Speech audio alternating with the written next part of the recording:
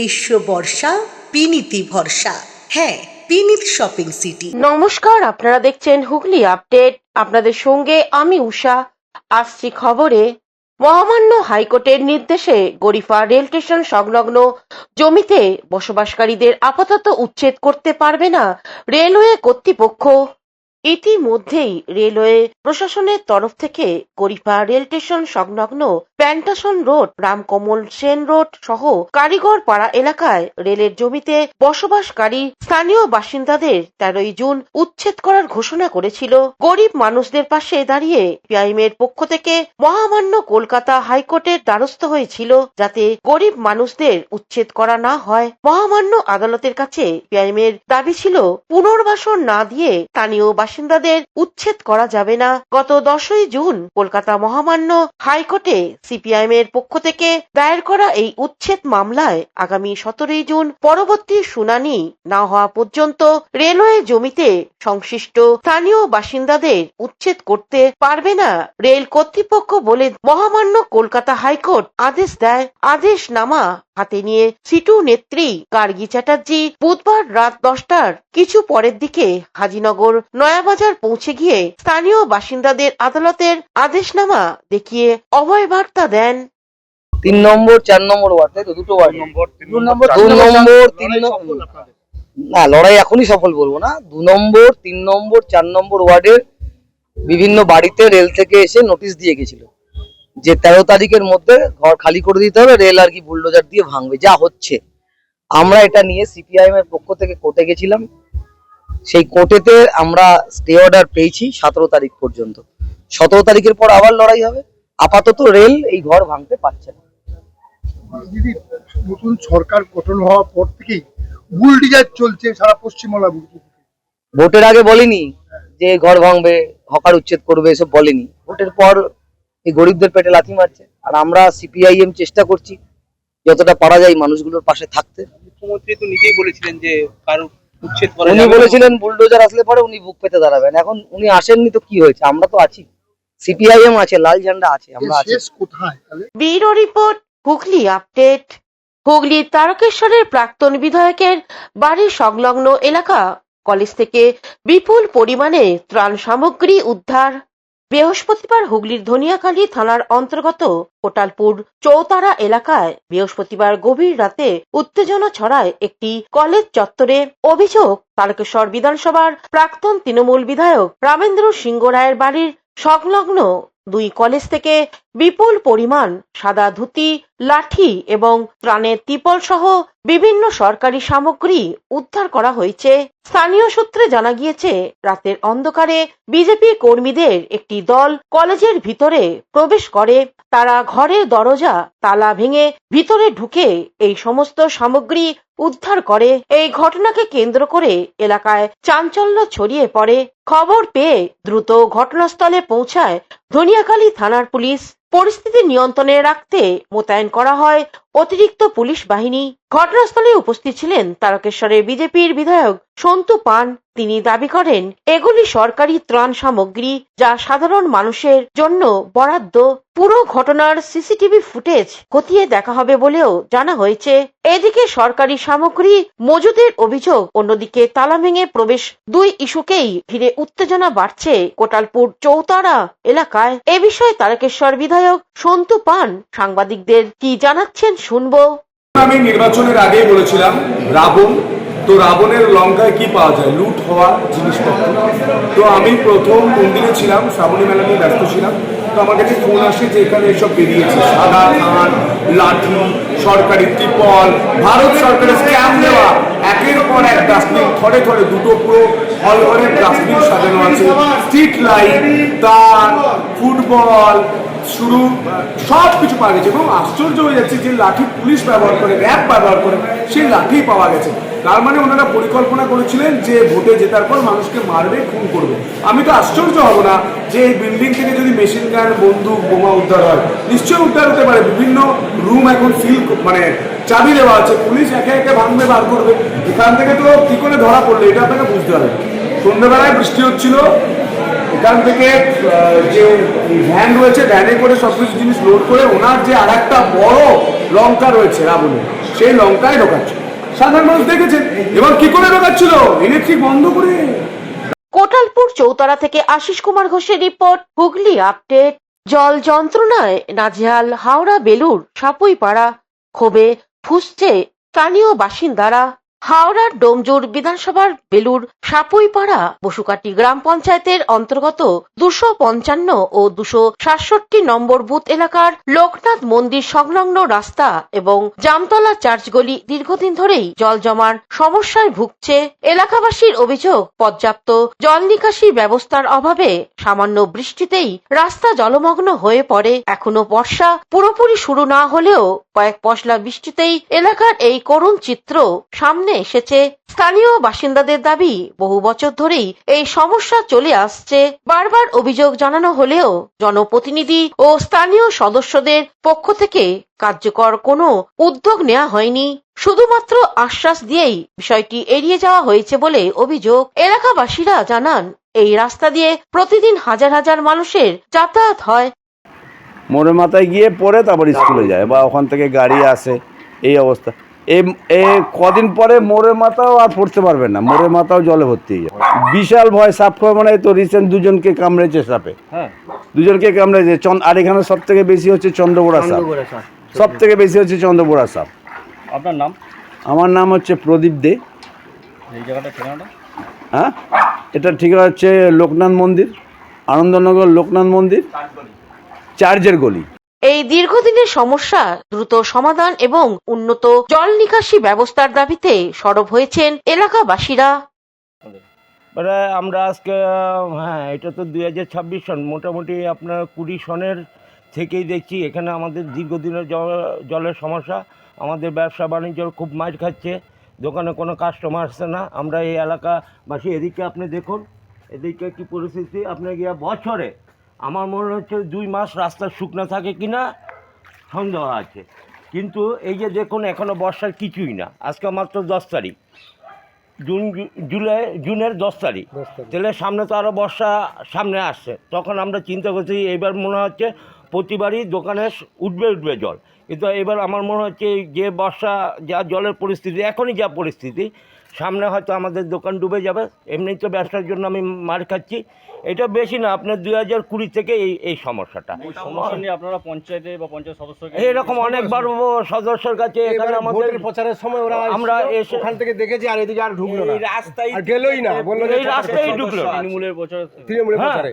কিন্তু বিজেপির যে সে ঢুকেছিল, কিন্তু ঢুকেছিল বিজেপির যে দাঁড়িয়ে ছিল গোবিন্দ হাজরা ঢুকেছে, কিন্তু যে তাপস মাইতেও ঢুকিনি। একদম জল দেখি ওখান থেকে চলে গেল, ক্লাবের ওখান থেকে মিছিল বন্ধ করে বাড়ি চলে গেল। এটা করেছে। আপনার বছরের মধ্যে 12 মাসের মধ্যে 3 মাস এটা শুকনো থাকে, বাকি 9 মাস এখানে জল থাকে। আমরা পুরো ব্যবসা মার খাচ্ছি, পুরো ব্যবসা আমার ঝাড় খাচ্ছে। এলাকা আমি মাঝে মধ্যে ব্যক্তিগতভাবে এই পার্টির সদস্য প্লাস এই পার্টির সদস্য উভয়কেই বলি আমি। কৌশিক ঘোষের রিপোর্ট, হুগলি আপডেট। এখন নিয়ে নেব বিজ্ঞাপন বিরতি। বিরতির পর ফিরে আসছি খবরে। Blooming Bud School, where dreams become achievements. This year, our Class 10 CBSE achievers have made us proud once again, proving that with the right guidance, every dream can become a success story. Our 2026 school toppers, the shining stars of Blooming Bud School, whose hard work, dedication, and determination have inspired an entire generation. Now your child can be the next topper. At Blooming Bud School, we don't just prepare students for exams, we prepare them for life. Here's why parents choose us. A.D. Ghosh Memorial Scholarship 2026 for deserving students. Free IITG and NEET coaching from classes 8 to 12. Smart and digital content-based learning, roller skating and all-round personality development. And a safe, inspiring environment where every child can grow with confidence. The next success story could be your child. Admissions are now open for Class 11, Science, Arts and Commerce. Limited seats, unlimited opportunities. Secure your child's future with Blooming Bud School today. Is a holistic weekend destination for friends, family and couples and offers magic to soothe your body, mind and soul.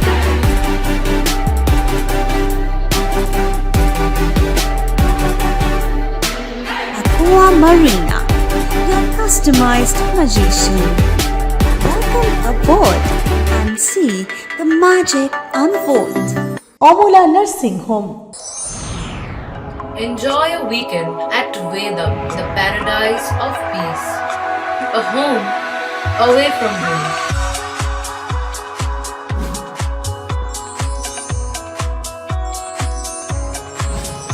See yourself resonating with the nature.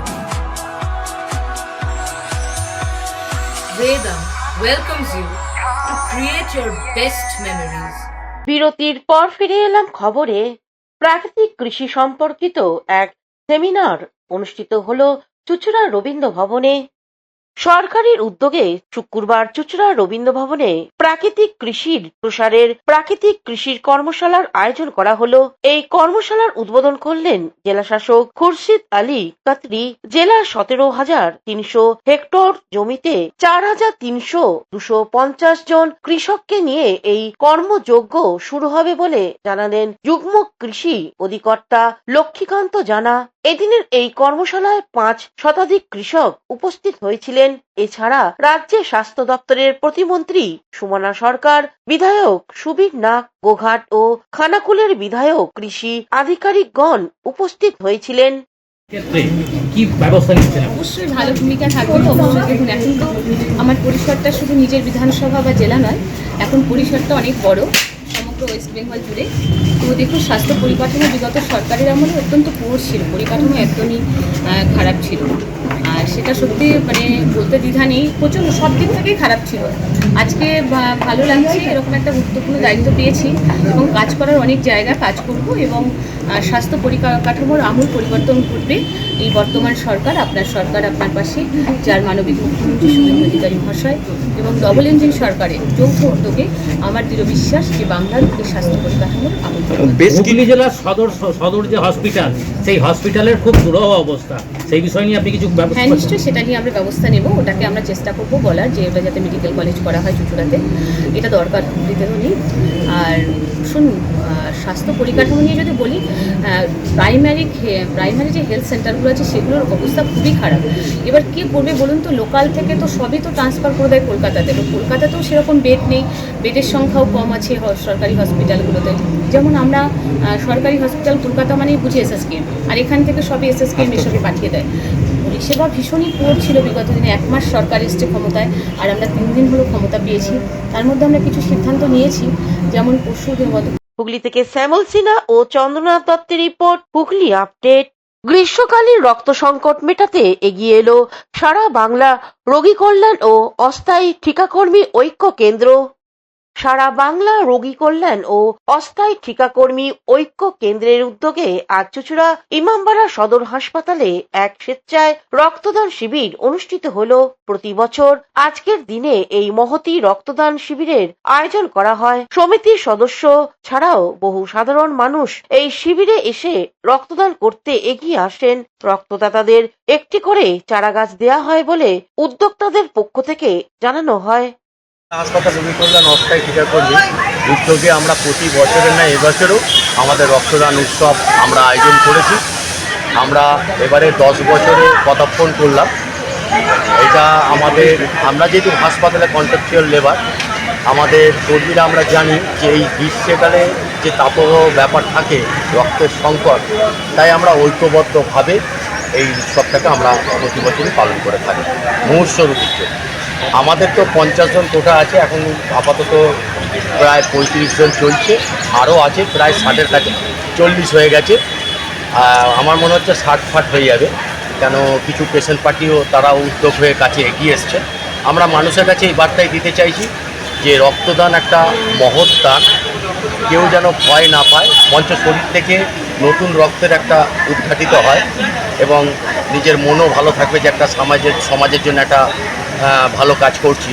সেই উদ্যোগই আমার কর্মীরাও প্রথম থেকে নিয়েছে। তা আমরাও এখানে campaigning করি, মানুষকে সাহায্য থেকে শুরু করে সব রকম সহযোগিতা আমরা করি এবং তাদের মধ্যেও একটা উৎসাহিত আমরা দেখতে পাচ্ছি, প্রতি বছরই পাই, এবছর আরও পাচ্ছি। বিশেষ করে আমরা যেটা আমাদের কাছে কষ্টদায়ক, থ্যালাসেমিয়া যারা রুগীরা আছেন, ছোটো ছোটো বাচ্চারা, এই সময়টা তারা প্রচণ্ডভাবে তাদের পরিবারের রক্ত সংকটে। হুগলি থেকে চন্দ্রনাথ দত্তের রিপোর্ট, হুগলি আপডেট। দুস্থ মানুষদের হাতে বস্ত্র বিতরণ ও রক্তদান শিবির অনুষ্ঠিত করল লকলাক ওয়েলফেয়ার সমিতি চুচুড়া শাখা। নিজেদের পেশার দায়িত্ব সামলেও সমাজের কথা তারা মনে রাখে, তাই দীর্ঘ 10 বছর ধরে বিভিন্ন অনুষ্ঠানের মধ্য দিয়ে সামাজিক দায়িত্ব পালন করে আসছেন লকলাক ওয়েলফেয়ার সমিতি চুচুড়া শাখা। কখনো শারদীয় দুর্গোৎসব উপলক্ষে দুস্থ মানুষদের হাতে নতুন বস্ত্র তুলে দেন তারা, কখনো মনুষ্য রোগীর জন্য রক্তদান শিবির, কখনো বা কঠিন রোগগ্রস্ত মানুষের চিকিৎসায় অর্থ সাহায্য। আজ চুচুড়া আদালত চত্বরে তাদের কার্যালয়ে অনুষ্ঠিত হলো 2026 সালে কৃতি মাধ্যমিক উচ্চ মাধ্যমিক পরীক্ষার্থীদের সম্বর্ধনা জ্ঞাপন অনুষ্ঠান এবং নবনির্বাচিত হুগলি জেলার বিধায়কদের সম্বর্ধনা জ্ঞাপন। এদিনের অনুষ্ঠানে অতিথি হিসেবে উপস্থিত ছিলেন চুচুড়ার বিধায়ক সুবীর নাগ, করিপালের বিধায়ক, চাঙ্গিপাড়ার বিধায়ক, হুগলির মহসিম কলেজের অধ্যক্ষ পুরুষোত্তম প্রামাণিক, প্রণব কন্যা সংঘের অধ্যক্ষা অমৃতা নন্দময়ী মাতাজি, চুচুড়া সিএন চার্চের ফাদার, বিশিষ্ট আইনজীবী অশোক ঘোষ, বিশিষ্ট শিক্ষা অনুরাগী দেবাশিস মুখার্জি সহ অন্যান্য ব্যক্তিবর্গ। এই অক্লান্ত পরিশ্রম করে তিনি এই আয়োজন করেন এবং সকলে তার সঙ্গে সহযোগিতা করেন।